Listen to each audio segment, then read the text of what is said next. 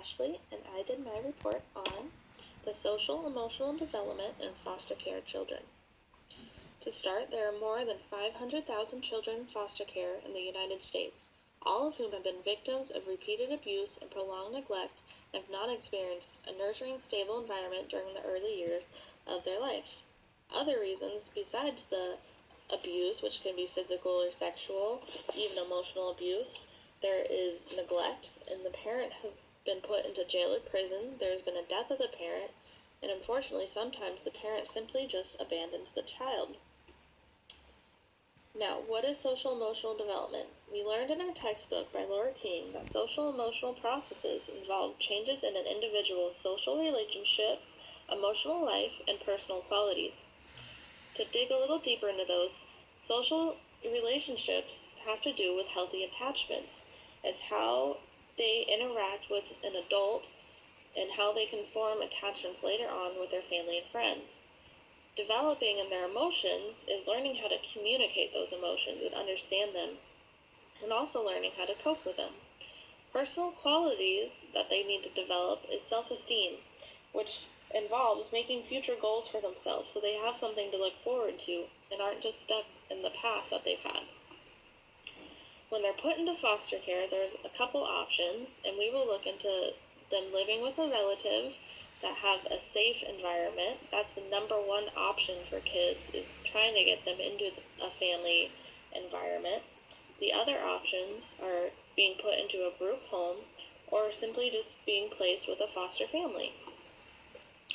When we look at group homes, they were originally designed for children with complex needs that already are struggling developmentally and need a more restrictive, structured care. Unfortunately, a lot of children are placed into group homes who don't need to be because there is a lack of foster families, which is the ideal spot next to living with a relative.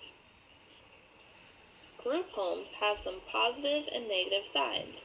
Now I would like to look at some of the pros and cons. Some of the pros of group homes is that they do have a structure. There is some form of routine, even if it's not a family setting routine. There's a predictability of what to be expected, as it is pretty strict there, and so the kids know what they need to get done. When they're there, they're not alone. There are plenty of kids around. In fact, there's usually 20 to 40 kids who live there. They also get to relate to others there because there's other children who have also gone through neglect and abuse, and they realize that they're not alone in this situation. Some of the downfalls of group homes, though, are that each child does not get the personal attention that they need. It's impersonal, and the foster parents don't realize all the needs that are being neglected on the children still. There's also some no contact rules, which involves not hugging children, and for young children, physical contact and affection is very important for them and helps them grow into having healthy attachments with their adults. And as I said, the home has 20 to 40 kids, so a lot of the needs go unforeseen, and kids can kind of be left behind. Now, foster family, there's benefits and downfalls for living in a foster family as well. Some of the benefits is you're living in an actual family home. They have pictures around. It's a comfortable environment, and it feels like home. The foster parents have more time to focus on the child that they have since they don't have 20 kids that they're looking after. There is a consistency with bedtime routines and expectations. They can form healthy attachments to these families. There's enough time for them to learn to grow with the family and trust them and form that attachment that they need. There's also time for the family to praise the child on little things and teach them how to do their homework, how to brush their teeth, and just praising the child constantly. They also teach the child how to have good behavior and how to behave well. It's just like a normal home where they get to have boundaries. They also get a good view of how a family should run. They get this idea of how families are supposed to treat each other, where it's different than what they've grown up knowing a family to be.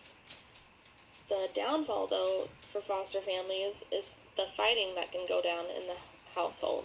between even just the parents and their biological children, the foster kid can be affected by that because of the abuse they've already affected.